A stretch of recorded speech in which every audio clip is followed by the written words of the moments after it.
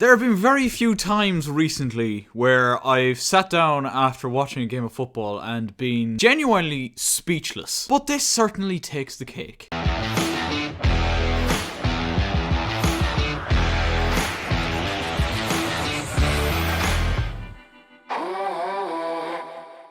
Hello guys, how are you getting on? My name is Aaron Kelly and you're very welcome back to another episode of the Premier League verdict for 2021-22.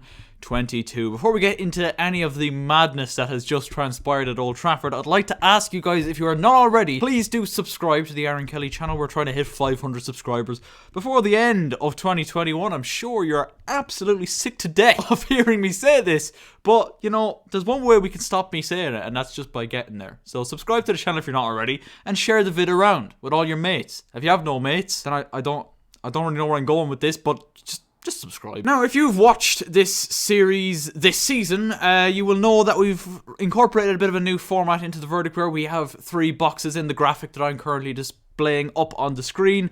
And usually I try to keep it as the three boxes let me talk about three completely different games, so we cover all bases in the Premier League this weekend, or of a weekend, of any weekend. However, I'm going to switch that up this week, and it's been a while since I've spoken about an individual game and no other games during a Premier League weekend. But when Liverpool go to Old Trafford and beat Manchester United by 5 goals to nil, I can't not just talk about this game, because it's a mind-blowing result, and the fact that it's even got to this point is honestly mind-boggling. So strap yourselves in, folks, as we dissect and analyse Manchester United 0, Liverpool 5.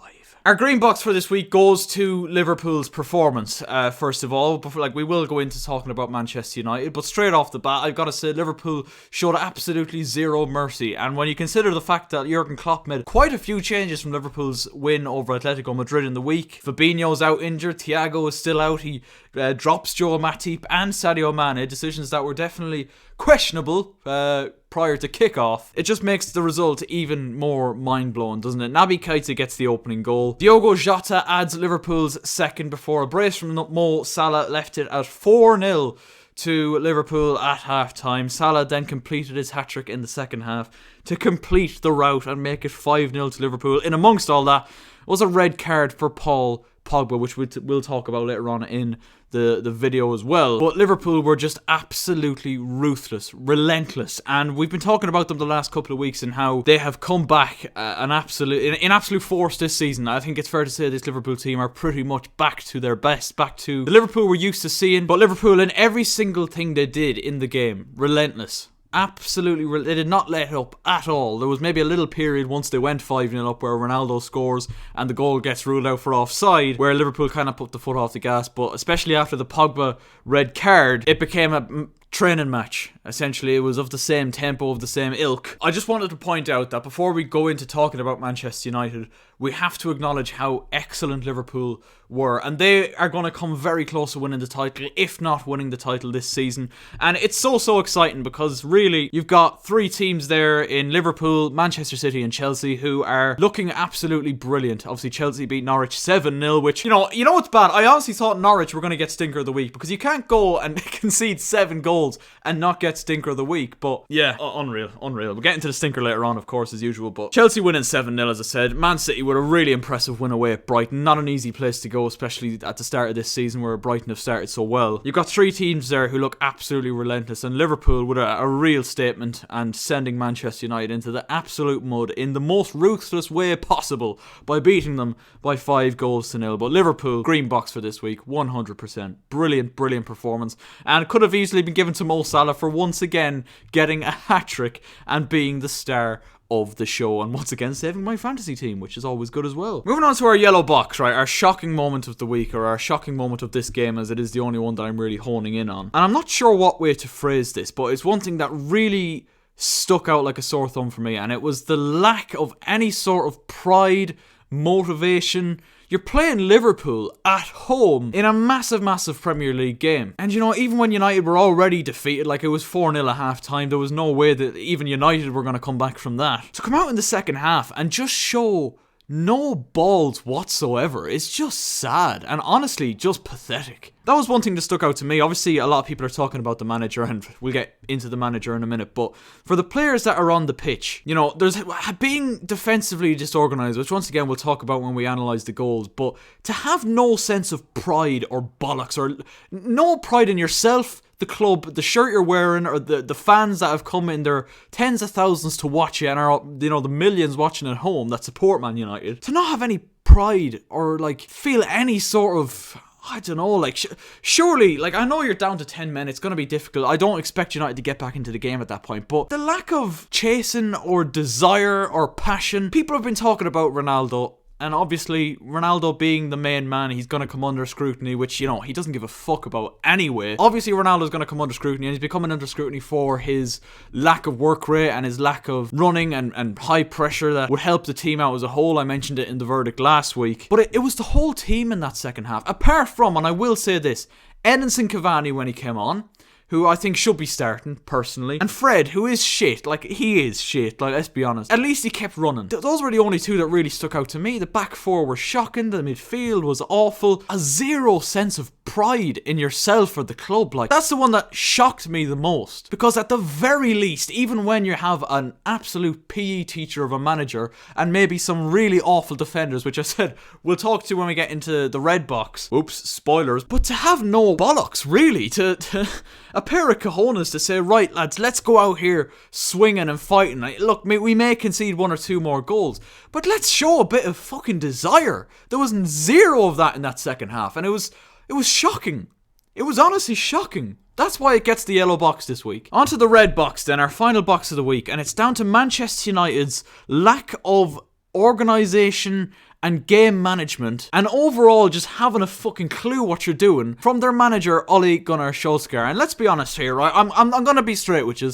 I, as a rival fan of Manchester United, would love to see Ole Gunnar Solskjaer stay in the job. Like, 100%. Keep him there, give him a lifetime contract. Because I'm telling you right now, I'm going to make a damning statement. I might have said it a couple of times already, but Manchester United are going nowhere with Ole Gunnar Solskjaer as their manager. I've said it, and I'm not the only one who's saying it. As long as he's in charge, this mediocrity and just straight up fraudulence will continue at Manchester United. And that leads me into the goals. Let's talk about all 5 of Liverpool's goals that they scored at Old Trafford today, right? Starting off with the opening goal from Naby Keita, okay? This is just a catalogue of errors, right? Liverpool have the ball kind of in their own defensive third. They play it into Robertson, right?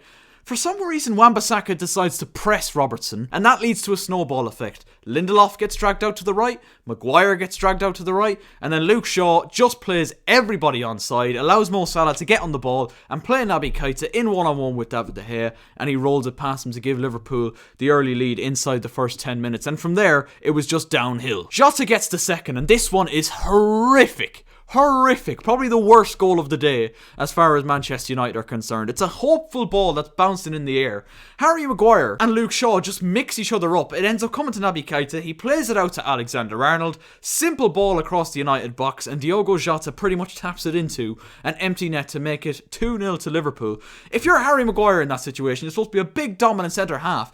Fucking hit Luke Shaw if you have to. There's gotta come to a point where you have to show a bit of dominance. Harry Maguire just kind of, hesitates. That allows Liverpool to keep possession of the ball. Keita plays it out, and it just completely falls apart from there. The next goal, again, comes down Liverpool's right-hand side, United's left. It's Alexander-Arnold, simple ball across, and for some reason, Mo Salah's not even being marked in the middle. He's just able to turn it home with his right foot. Simple as you like, and then it seemed like it was going to get even worse for United. I think Ronaldo was very lucky to avoid a red card. Right before half-time, he lashes out with Curtis Jones. Yes, he doesn't kick Curtis Jones, he kicks the ball, but all I'm saying is Eden Hazard was sent off for doing the exact same thing to a ball boy back in 2013. But yeah, I think Ronaldo was very lucky to avoid a red there, but it just got worse and worse for United when Mo Salah got his second. 5-a-side stuff, simple ball into Salah's feet, first time finish into De Gea's bottom left-hand corner, and the second half started just as bad as the first half ended for Manchester United when Mo Salah completes his hat-trick. Terrific ball from Jordan Henderson, like one of the passes of the season outside of the boot, plays Salah in one-on-one, and he pokes it past David De Gea to make it Manchester United 0, Liverpool 5.